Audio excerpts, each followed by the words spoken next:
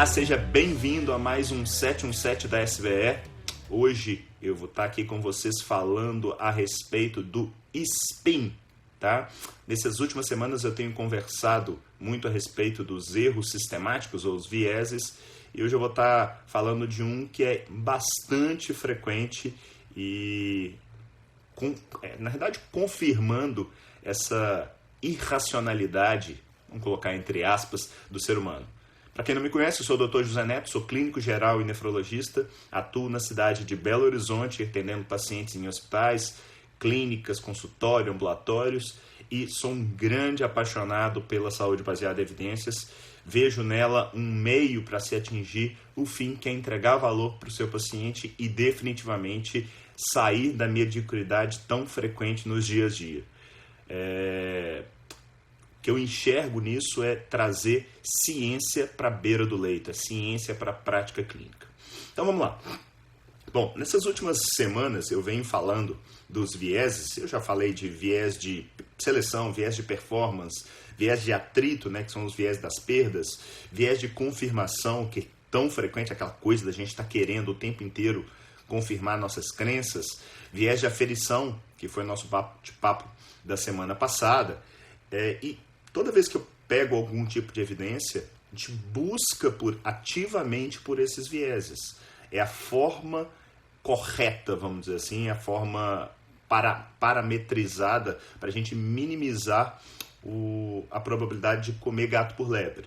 Então, toda vez que você vai ler alguma evidência científica, parte-se do pressuposto que aquela coisa tem 100 pontos e você vai tirando pontos à medida que você vai encontrando problemas metodológicos que, na realidade, são os vieses.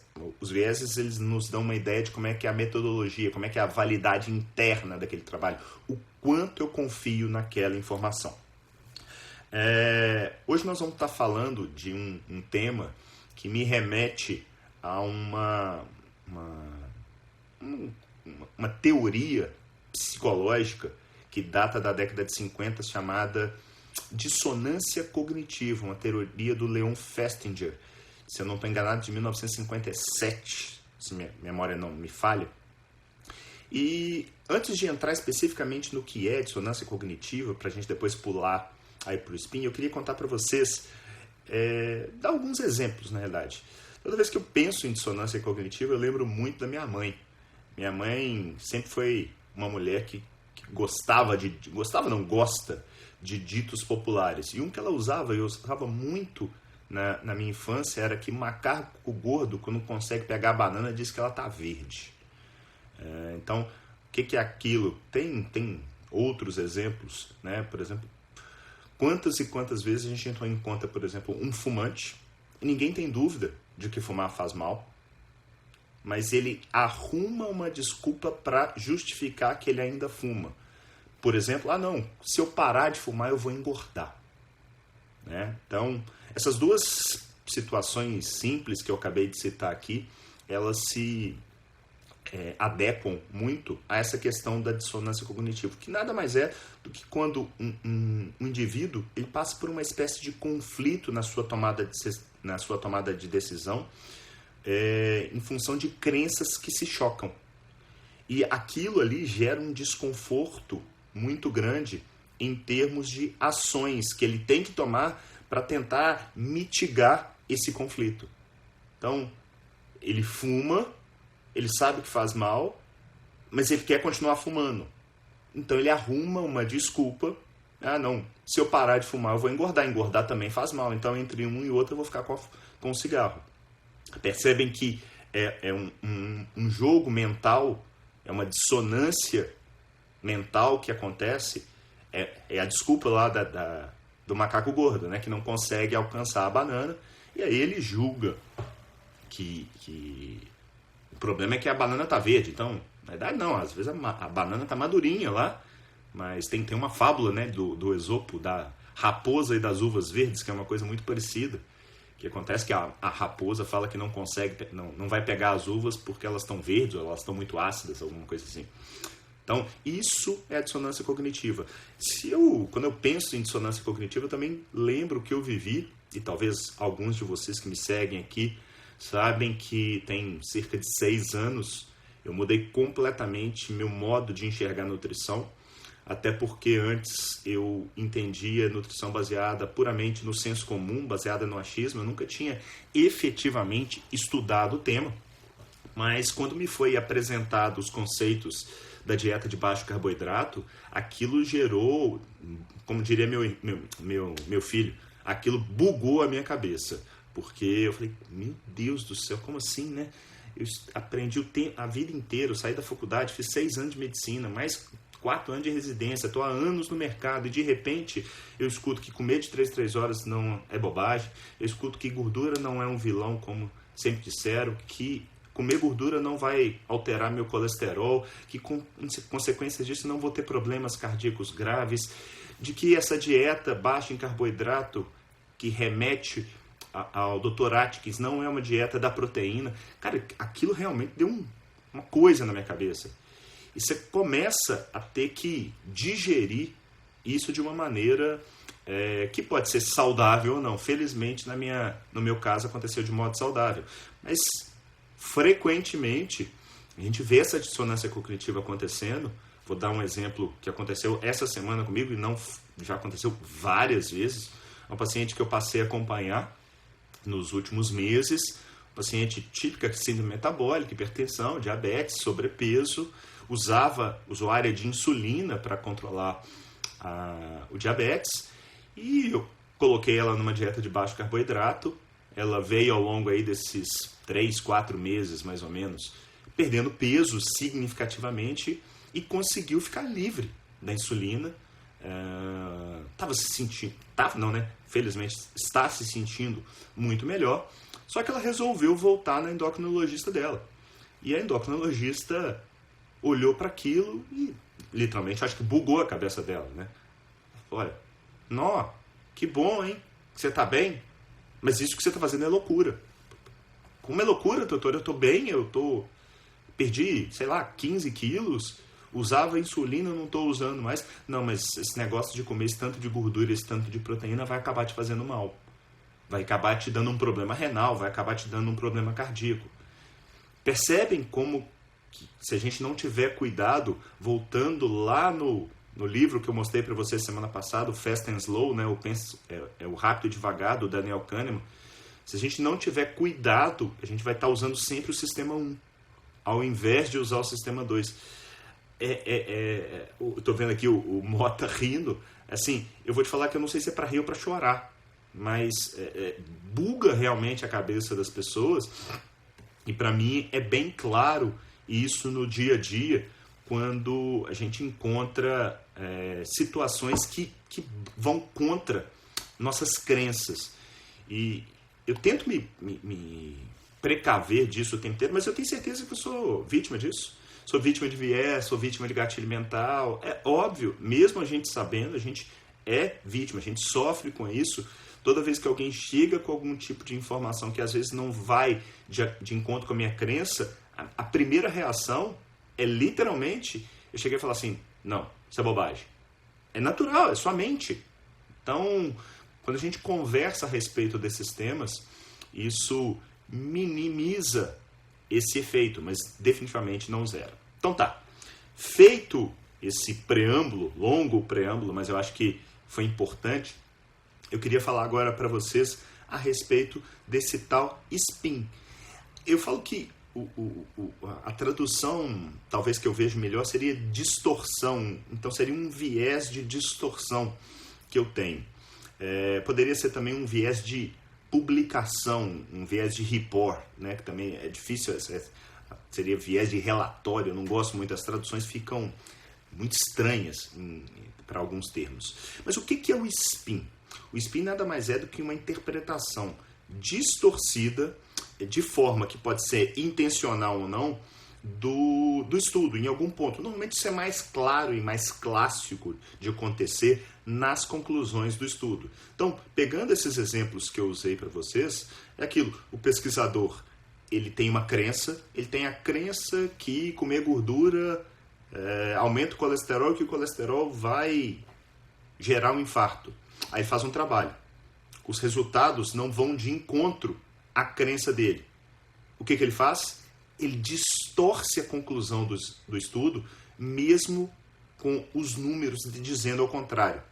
Tem um artigo clássico publicado pelo Fletcher e Black, em 2007, que diz que os dados deveriam falar por si próprios. Escuta isso. Eu acho que é para refletir. Os dados deveriam falar por si próprios. Ou seja, os números, se olhados de uma forma seca, tendem a não mentir. Qual que é o problema? É fácil distorcer esses números baseados em crenças, em interesses políticos, sociais, econômicos, filosóficos, o que quer que seja. Então, por mais que o Fletcher, eu concorde com essa frase clássica dele, de que os dados deveriam falar por si próprios, infelizmente, a gente ainda tem muitos problemas com relação a isso. Vamos lá. Eu vou mostrar para vocês um trabalho também muito legal, e esses trabalhos todos que eu vou mostrar hoje, eu vou colocar para vocês depois lá no nosso grupo do Telegram, tá? Então, para quem ainda não se inscreveu, basta se inscrever lá no grupo do Telegram. É um trabalho da Isabelle Boutron, que é do Centro de Medicina Baseada em Evidência de Oxford, um centro super bacana. Deixa eu mostrar aqui, deixa eu inverter. Opa. Tá. Esse trabalho é um trabalho de 2010 que foi publicado no JAMA. E o que a Isabelle Boutron e os colaboradores fizeram? Eles pegaram trabalhos randomizados, controlados, né, RCTs, que tiveram resultados que não foram estatisticamente significativos para os desfechos primários. E o que ela quis olhar? A presença de spins nesses 72 trials que ela estudou e que tinham resultados negativos. Eu vou aproveitar o tema para relembrar para vocês como é que a gente olha isso de uma maneira gráfica. Se a intenção, uma das principais intenções é ganhar tempo, a hora que eu bato o olho nisso aqui, ó, eu tenho que entender que essa primeira curvinha aqui de cima, ela é estatisticamente significativa e favoreceu a intervenção, que essa aqui é estatisticamente significativa e favoreceu o controle, e que essa aqui, ó, ela foi com uma tendência, o ponto central aí mostra o resultado do trabalho, uma tendência bem importante a favorecer a intervenção, mas a partir do momento que ela cruza a barreira central, ela é estatisticamente não significativa, mesmo que cruze pouco. É óbvio que a gente leva isso para a prática, sim. Isso não é julgado, não é aquela coisa dicotômica, deu ou não deu. Mas esse é um estudo que até prova em contrário, ele é negativo, de forma isolada. A gente tem que trazer isso para a realidade e juntar o conjunto das evidências. Ok? Então eu tenho lá o primeira linha, favorece a intervenção, não bateu aqui na linha central, que é a linha da nulidade conhecida. Aqui favorece o controle, e aqui eu tenho um estudo que tem uma tendência, que é diferente de ter a significância estatística, uma tendência de favorecer a intervenção. Então vamos voltar para o trabalho da Isabelle Boutron. Dos 72 trials negativos, percebam, 68%, é isso mesmo, 68%, 2 de cada 3 trials tinham spin no resumo e 61% tinham spin no texto. Os números são impressionantes, olha para vocês verem isso aqui. A prevalência do spin de acordo com as sessões do trabalho. Então, eu tenho aqui no título 18% de spin, nos resultados 29%, na discussão 43% e na conclusão 50%. E 40% desses trabalhos negativos, desses 72 trabalhos, tinham 2 de cada 3 sessões, das principais sessões, aí eu estou tirando o título, com spin. Cara, isso é assustador. Assustador.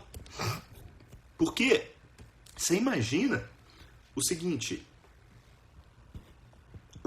quanto de gente, e eu vou te falar que eu já fiz assim, tá? Que na ideia de otimizar tempo, que é uma coisa natural, você chega, pega um trabalho e corre o olho. E muitas das vezes você vai para onde? Para conclusão. O trabalho, quando ele é negativo, por essa experiência da Isabelle Boutron, 50% dele, 1 de cada 2. 1 de cada 2 tem algum tipo de spin, tem algum tipo de viés, de interpretação distorcida ali na sua conclusão. E ao longo do texto também. E, na realidade, esse trabalho que eu vou disponibilizar para vocês no Telegram, no nosso grupo do Telegram, cara, ele disseca as possibilidades de spin. Então, eu vou citar algumas aqui para vocês. Uma bem clássica, né? Não é o caso desse trabalho, mas ela cita possibilidade de spins na literatura. Primeiro, atribuição de causa quando o que existe é associação. Pô, Neto, mas isso não é só no estudo observacional?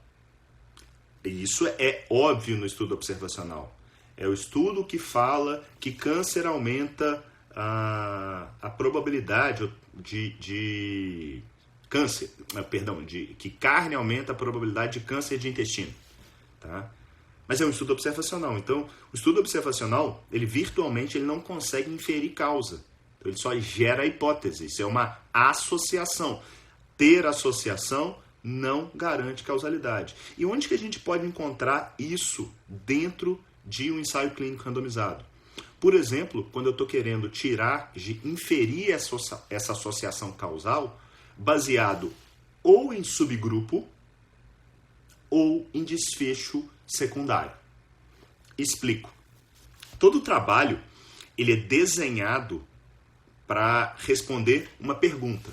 Então, determinado estudo foi feito para ver se os pacientes com problema renal mais diabéticos, se eles sendo submetidos a uma determinada intervenção, um novo tratamento, se aquilo reduzia a mortalidade. Tá? E aí foi feito um RCT multicêntrico, placebo controlado e tudo mais. E o resultado no final foi negativo. A droga não trouxe melhoria nesse desfecho. Mas aí o autor pode chegar e pegar, por exemplo, um subgrupo. Não. Em idosos, deu. Em idosos diabéticos e renais crônicos, o uso da tal droga, dessa droga que foi a intervenção, conseguiu reduzir a mortalidade. Isso é um spin. Por quê? Porque eu não consigo inferir causa a partir de desfechos, a partir de subgrupos e idem para o que eu vou falar agora, para desfechos secundários. Então, vamos supor que para o grupo total não deu diferença para a mortalidade no uso da droga versus o placebo. Mas para o desfecho mortalidade cardiovascular ou para o desfecho internações, deu diferença. E aí, o que normalmente pode acontecer como spin? A inferência causal de que a droga consegue... Olha, ela não conseguiu reduzir a mortalidade, mas a mortalidade cardiovascular ela reduziu, que é uma coisa já é questionável por definição, porque para mim não faz muita diferença morrer menos do coração se no total você está morrendo do mesmo jeito. Talvez morrer do coração seja melhor do que morrer de câncer ou de uma infecção grave. Mas não é a intenção entrar nesse mérito aqui agora. E eu também não posso julgar que essa droga funciona tanto para aquele subgrupo quanto para o desfecho secundário. Então, nem o idoso, igual eu citei, nem para internação. O que o subgrupo ou o desfecho secundário, o que eles geram? Uma hipótese. E aí deveria ser testada sob a premissa de um novo experimento, de um novo ensaio clínico randomizado. Pô, Neto, mas assim fica difícil. Bem-vindo ao mundo real. É assim. Se você quer errar menos, fazer menos mal, tira essa soberba, tira esse afã de ser proativo. Às vezes, menos é mais. Acreditem em mim. Tem inúmeros exemplos de pessoas que tentaram fazer alguma coisa. O Mota está citando aí do Covid. Cara, o Covid vai ser, para quem gosta de trabalhar igual eu, com saúde baseada em evidência, eu vou ter exemplo para os próximos 50 anos de bobagens que foram ditas, feitas e que continuam acontecendo no meio dessa pandemia. Né? A ciência ela é usada de forma superficial. Todo mundo diz que faz ciência. Eu falo que dizer significa, até papagaio fala, né? As pessoas definitivamente elas precisam entender que falar que é baseado em evidência não significa que o seja. O que tem aí, corre o olho em rede social, televisão, o que tem de voz da verdade é impressionante. E aí você tem dois perfis muito, muito óbvios para mim. Você tem a voz da verdade, normalmente sob uma falácia de autoridade, né? Não, porque o doutor XYZ, ele trabalha no hospital da Espanha e tal, não sei o que, e ele está usando com muito sucesso a droga, eu vou falar, a cloroquina, que seja, ou a heparina, ou a azitromicina, ou o que quer que seja. E as pessoas ficam falando assim, não, Neto tá torcendo contra. Não, não tô torcendo contra, não, tô doido para aparecer alguma coisa, mas sendo muito pé no chão, cara, não dá para acreditar que vai aparecer um santo graal, por N razões, já falei isso aqui inúmeras de vezes aqui. Não vou nem fugir para a gente não sair do nosso bate-papo, mas as pessoas precisam entender que, às vezes, não fazer nada é a melhor opção. E quando eu falo não fazer nada, não significa não nada na expressão literal da palavra, não. Cara, trabalhei com terapia intensiva, talvez as pessoas não saibam, durante 10 anos. Né? Eu fui intensivista durante 10 anos. Cara, fiz muita diferença na vida de muita gente, viu? Salvei muita gente, não tenho dúvida disso. A grande coisa que a gente tem ali na terapia intensiva é essa oportunidade de trabalhar numa linha muito tênue entre vida e morte. Então a gente tem na mão ali aparatos tecnológicos que nos ajudam a manter funções vitais. E para que serve isso? Para dar tempo para a pessoa melhorar. Realmente, Mota, você tumultuou minha live, mas foi bem legal. Valeu, obrigado aí pela dica, foi bem bacana. Então, voltando aqui no trabalho da Isabelle Boutron, eu citei aqui já 3 situações onde é possível a gente achar o spin. Então, essa questão da pessoa, do pesquisador, gerar uma possível causalidade baseada exclusivamente numa associação. E eu dei 2 exemplos dentro do cenário de um ensaio clínico randomizado onde isso costuma acontecer. Então, derivar isso de subgrupo, os idosos, as mulheres. Não funcionou no grupo total não, mas na mulher funcionou. Não funcionou no grupo total não, mas no idoso funcionou. Funcionou nos negros, nos hispânicos e por aí vai. Nos acima de 72 anos. Acontece, tá? Eu lembro de um trabalho, esqueci o nome do trabalho, mas saiu tem muito tempo, deve ter uns 15 anos mais ou menos, e sobre uma medicação que a gente até usa dentro da nefrologia, que é o Sevelamer. Sevelamer é um quelante de fósforo que, em última análise, a pessoa toma durante as refeições para grudar o fósforo ali e aquilo sai nas fezes. E quando saiu um dos primeiros trabalhos sobre o Sevelamer, eu lembro direitinho, eu já estudava saúde baseada em evidência, e o que os representantes do laboratório traziam que era um estudo negativo, se não me enganado era o MPO, se eu não estou enganado. Era um estudo negativo, mas que foi positivo para idosos com albumina menor que 3,5. Eu falava comigo assim, caraca, e a galera começou a usar isso como verdade. Putz, aquilo ali eu estava começando meus estudos sobre o tema e eu já via uma coisa bizarra, porque é o que eu falo aqui com relativa frequência. Tem muita gente tentando transformar a saúde baseada em evidência numa coisa inatingível. Não, isso aqui é só para os pesquisadores, é só para quem é muito acima da média. Não, é boçal. É muito simples. O grande problema é que a gente não está acostumado. A gente tem que virar uma chavinha. É ativar novamente o sistema 2. É o aprender a dirigir. Depois que você aprende, fica boçal. Né? Então, tudo que é novo, andar de bicicleta no início dá um trabalho do cão. De repente você está empinando a bicicleta. Então, tudo depende do esforço, tudo depende da disciplina, tudo depende do treino. Não basta simplesmente achar ou falar que é difícil e não tentar, porque os conceitos, o 80-20, 20% do que você aprende sobre saúde baseada em evidência, como diz Pareto, responde por 80% dos resultados.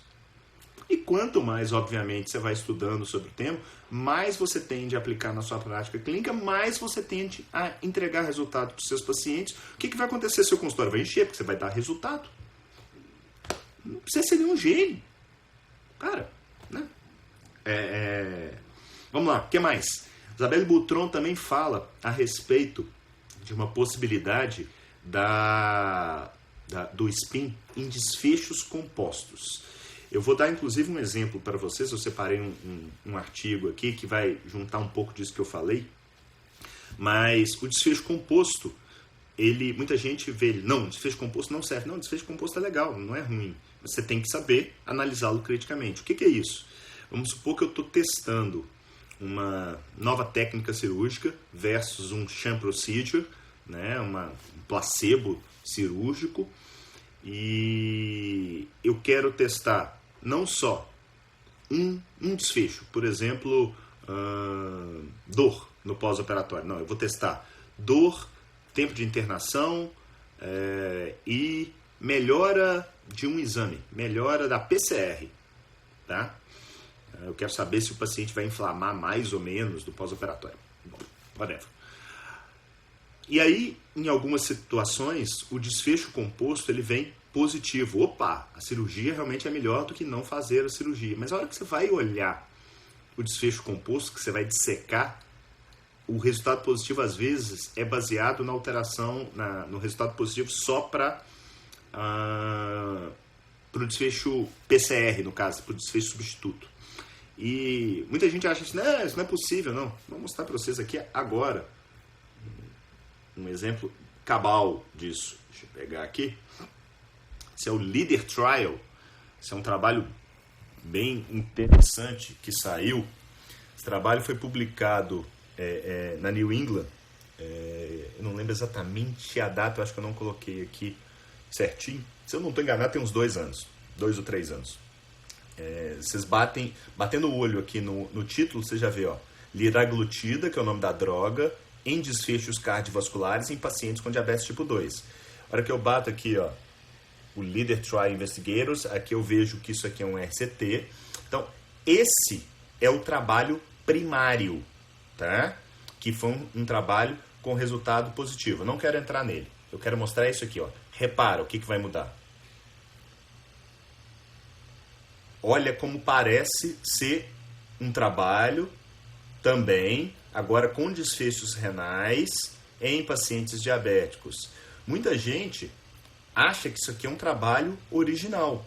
Não, ele não é um trabalho original. Olha aqui. Ele é um trabalho, se eu olhar ali em cima nos métodos, de desfechos secundários. O desfecho renal foi um desfecho secundário. Ele apresenta, nas entrelinhas isso fica claro, mas para quem não está acostumado com a leitura crítica de artigos científicos, pode achar que isso aqui é um resultado definitivo. E olha o que foi o desfecho utilizado. Está aqui, ó. Opa, peraí. Cadê meu mouse? Peraí. Trabalhar com a esquerda não é tão fácil. Aqui, ó. Um desfecho composto por macroalbuminúria persistente, que é um desfecho substituto, dobra da creatinina, que é substituto, mas é um desfecho substituto bem interessante, perda da função renal em definitivo ou morte em função do problema renal.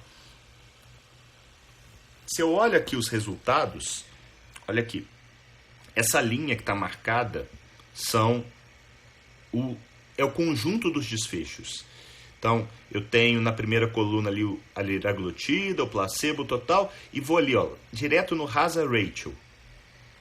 0,78 com intervalo de confiança sem passar pelo 1, que é aqui uma forma escrita daquilo que eu mostrei de forma gráfica. Ou seja, eu tenho uma redução com a liraglutida de 22% no risco relativo, que é 1 menos 0,78, 22% menos desfechos renais. Mas, na hora que eu abro esses desfechos renais, percebam que eu tenho ali, o primeiro é a presença da macroalbuminúria, dobra da creatinina e por aí vai.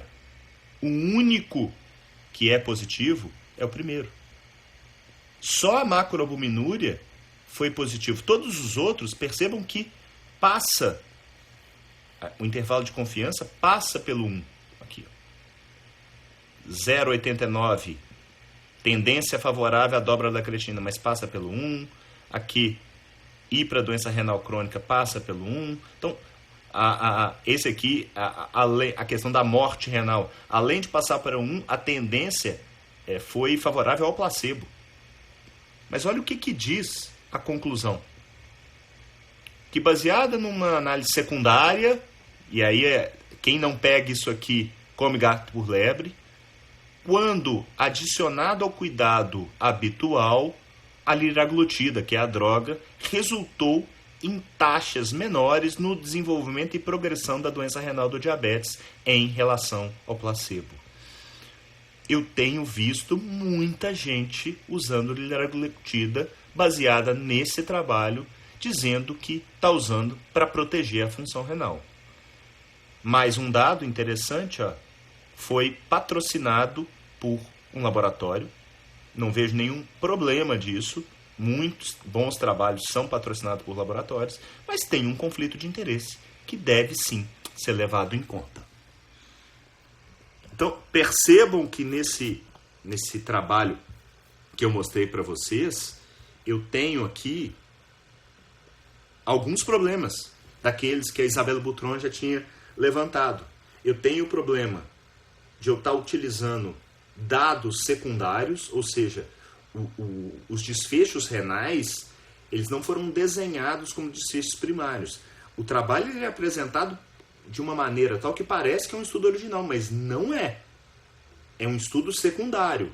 Eu extraí do estudo primário dados e apresento-os de uma forma que para alguém que está desatento, passa desapercebido.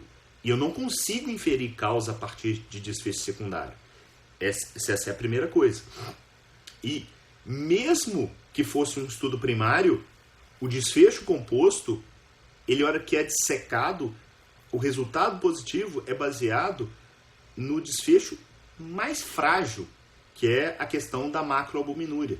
Isso é interessante, a gente usa no nosso dia a dia, mas é igual ao colesterol. Ninguém morre de colesterol, ninguém faz diálise por macroalbuminúria. Ele é só um fator que pode nos ajudar a predizer a progressão da doença renal crônica. Então, está dado aqui um exemplo sobre isso. Tem outras situações que... Deixa eu ver só quanto tempo que eu tenho, que eu já me perdi. Alguém me avisa aí, porque eu estou não estou conseguindo ver aqui meu tempo.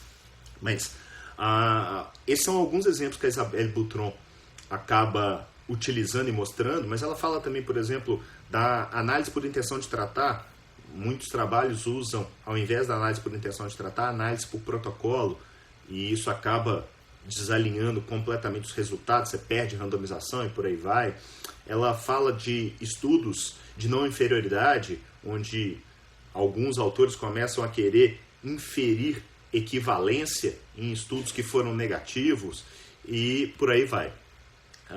Então, acho que eu já dei um passant interessante a respeito de onde nós podemos encontrar essa quantidade bizarra de spins, como eu mostrei no primeiro trabalho aí da própria Isabelle Boutron, que quase 70% dos trabalhos negativos, os RCTs, os 72 RCTs que ela analisou, quase 70% tinham algum tipo de spin. sendo que 40% tinham spins em mais de duas, em pelo menos 2 de 3 das principais sessões do trabalho. Eu queria mostrar para vocês agora um trabalho muito legal, mas muito legal. É um trabalho em oncologia, onde eles pegaram trials negativos na oncologia com spin. É um trabalho também da Isabelle Boutron. Deixa eu virar aqui para vocês. Opa. Aqui, ó. Tô vendo que estão perguntando. Isabelle Boutron. Ali, ó. Primeiro nome, tá?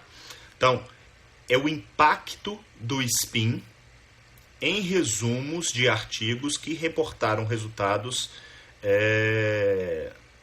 tiveram resultados negativos advindos no campo da oncologia de ensaios clínicos randomizados. E isso foi um trial randomizado também. O que eles fizeram? Opa, voltou. O que eles fizeram? Eles pegaram os trabalhos negativos e randomizaram pessoas, profissionais de saúde, para analisar esses trabalhos negativos que tinham spin, só que eles modificaram o spin. Então, eles mantiveram do jeito que foi a publicação original e fizeram um outro grupo, o que foi randomizado por segunda para a intervenção, eles tiraram o spin. Então, eu tinha 2 possibilidades. O trabalho original com spin e o trabalho igual ele estava, mas sendo que o spin foi retirado de forma artificial. E olha para vocês verem, deixa eu ver aqui, olha os resultados, quer ver? Opa.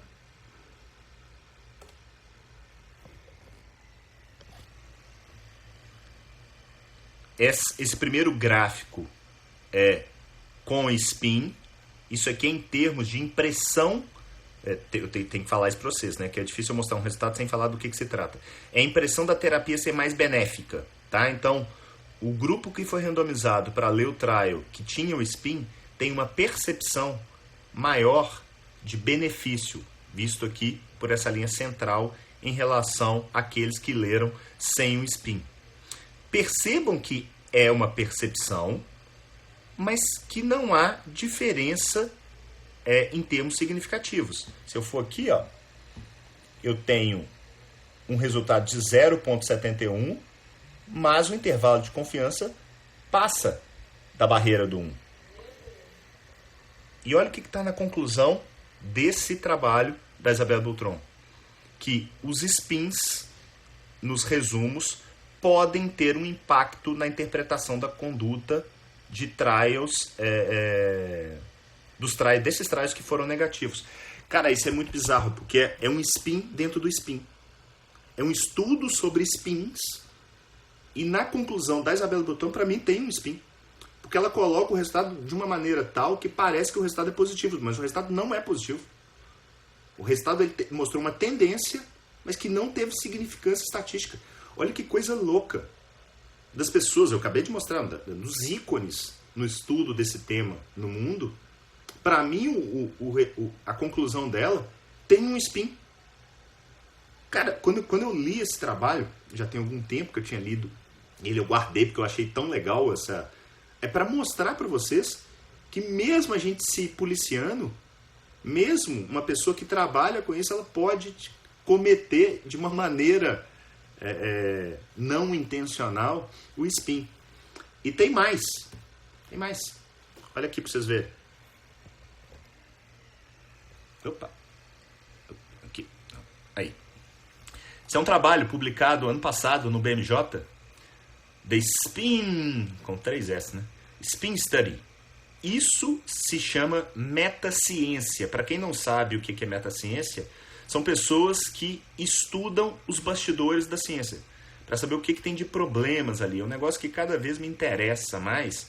Talvez o grande nome da metaciência no mundo seja, talvez não, na minha opinião, é o John Ioannidis. Para quem não o conhece, vale a pena procurar por publicações do Ioannidis. Mas olha que interessante esse trabalho. Eles pegaram, vocês veem ali que ele fala que é uma meta-research, tá? É a pesquisa da pesquisa. Eles pegaram 35 estudos sobre spin, como esse da Isabelle Boutron, esses dois que eu mostrei, na literatura científica. E olha para vocês verem os resultados. Os estudos de spin, 14% deles tinha spin. Cara, isso é muito louco. Isso realmente é bizarro. Spin ocorre em pesquisa sobre spin. Então, eu acho que isso é para fechar com chave de ouro essa questão de vieses. Eu vejo muita gente, não, eu não sou sujeito a vieses. Eu consigo, eu sou um cara muito racional. Tá aí. Tá demonstrado aí, gente. Então, nem sempre eu tô vendo aqui o Julinho falando, é a grana. Não, muitas das vezes não é a grana, cara.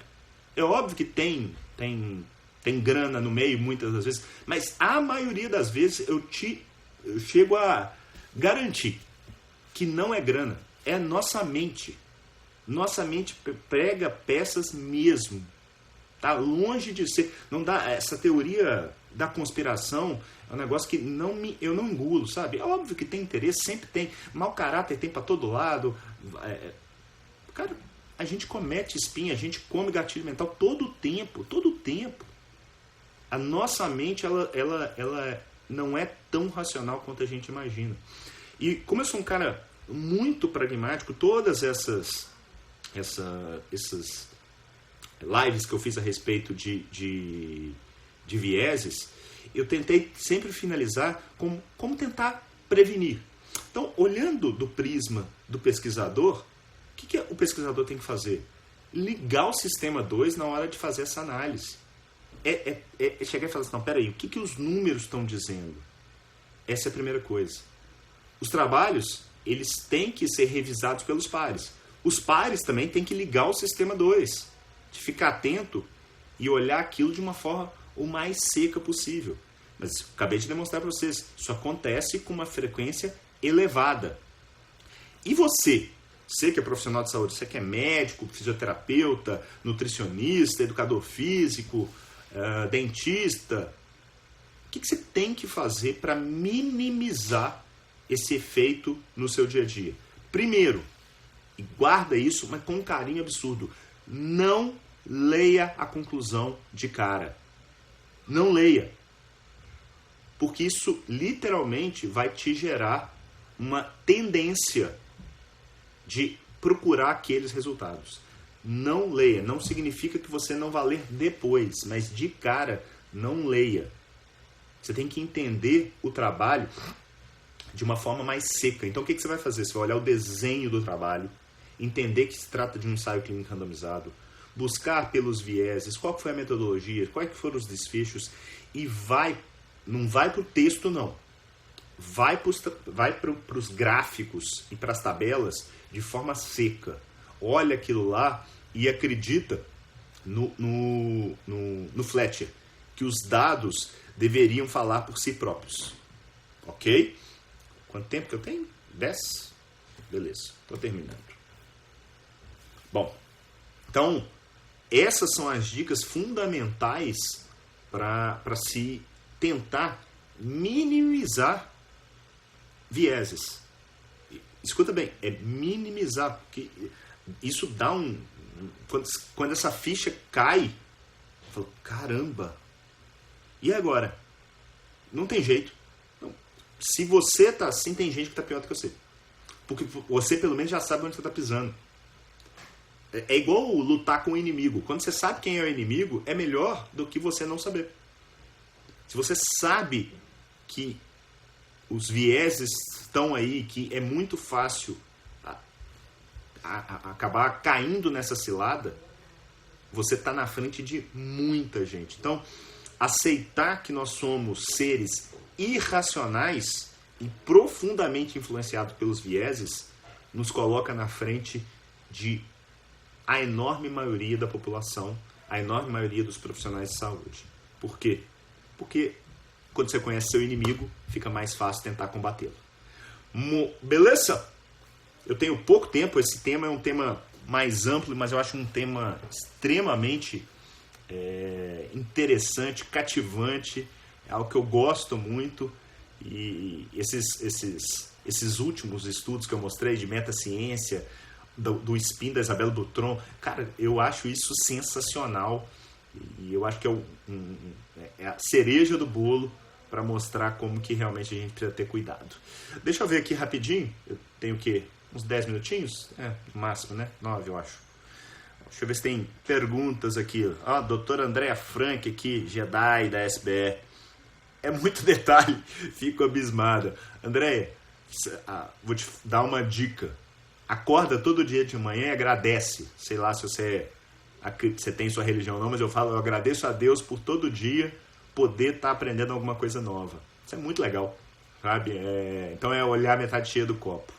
Tô vendo aqui, meu amigo Fabrício Marques, trabalha comigo lá na Nefroclinics, grande nefrologista, elogiando. Obrigado, Fabrício, é suspeito. Carla, Jedi da SBE, Mota, Jedi da SBE, obrigado aí pela audiência. Deixa eu ver se tem alguma pergunta aqui. Já falei dessa questão financeira, minha opinião.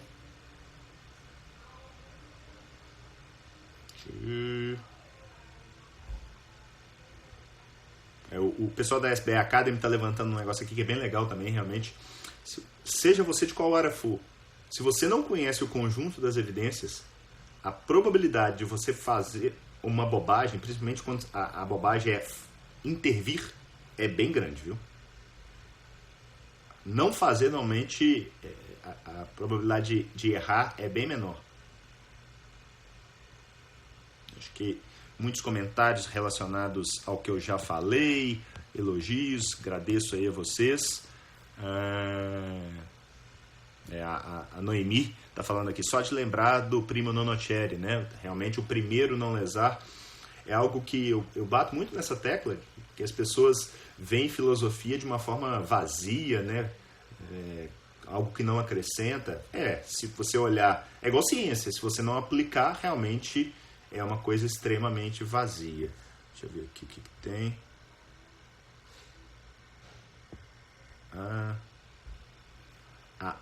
Mônica Bruno, como você vê os vieses que poderão vir nos estudos clínicos que continuaram na pandemia? Mônica, eu até falei isso durante a live, esse medo, esse desespero, esse pânico gerado promove passar, como diria minha mãe, passar o carro na frente dos bois, né? Então, falei ao longo da live aí, a pandemia vai ser um celeiro de bobagens feitas com a ciência. Eu falo que se a ciência estivesse morta, ela estava mexendo no túmulo, pelo que algumas pessoas têm defendido como sendo algo científico, tá? Então vamos lá. A Renata Leite está me perguntando aqui, como você concluiria o texto da Isabelle Boutron?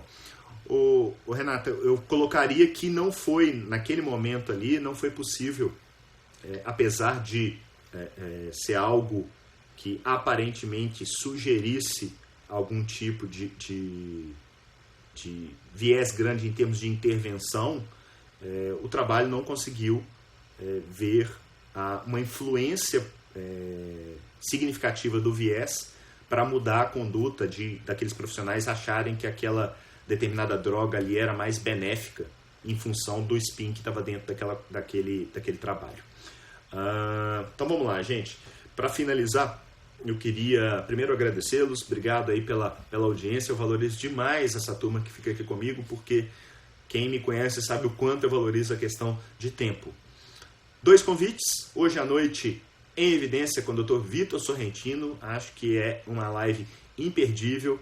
Vitor é um cara que eu conheci por ter entrado para o grupo de Jedi da SBE, cara que ganhou meu respeito, apesar de definitivamente não ser uma linha, muitas vezes, de conduta que eu faço no meu dia a dia, o que não significa que está certo ou errado. E uma coisa eu tenho convicção do Vitor, é que ele quer entregar valor para o paciente. Eu falo que todo profissional de saúde deveria querer 2 coisas, que o paciente dele vivesse mais e vivesse melhor. Então eu acho que a gente vai ter uma discussão bem legal, bem bacana, eu acho, diria que é imperdível. E reitero meu convite para os profissionais de saúde sobre a Semana da Saúde Baseada em Evidência. Estou trabalhando nisso junto com a turma da SBE Academy com muito carinho.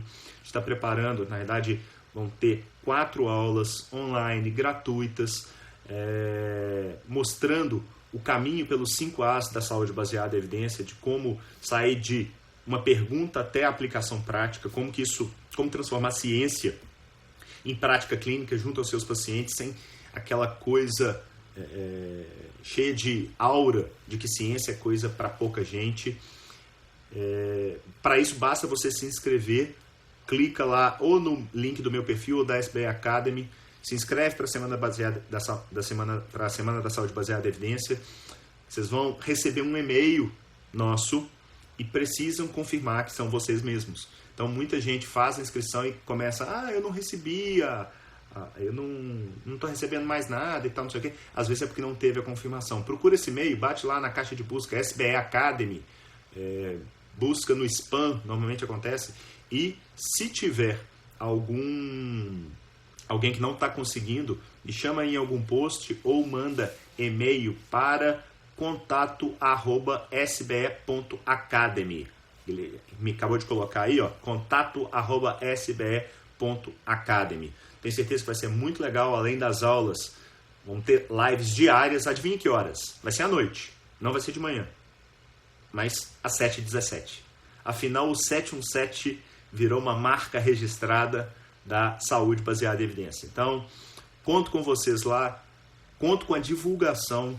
Você é profissional de saúde, já fez sua inscrição, divulga para os seus colegas, vamos trocar ideia, vamos fazer crescer esse movimento em prol da saúde melhor. Eu sonho grande, é uma saúde melhor não só do Brasil, mas é uma saúde melhor no mundo. Então a gente precisa dessa revolução cognitiva e definitivamente a gente não faz isso sozinho. Então, obrigado a todos vocês, meu especial carinho aí aos Jedi da SBE que compraram essa ideia, estão comigo nessa batalha e é gratificante, fico muito feliz de estar aqui com vocês, trocando ideias e gerando informação, gerando conhecimento, gerando discussão, que é tão salutar no dia a dia. Ok? Boa quinta, fiquem com Deus. Hoje à noite temos o Em Evidência, Dr. Vitor Sorrentino, 21 horas aqui no meu perfil. Valeu, gente. Grande abraço. Tchau.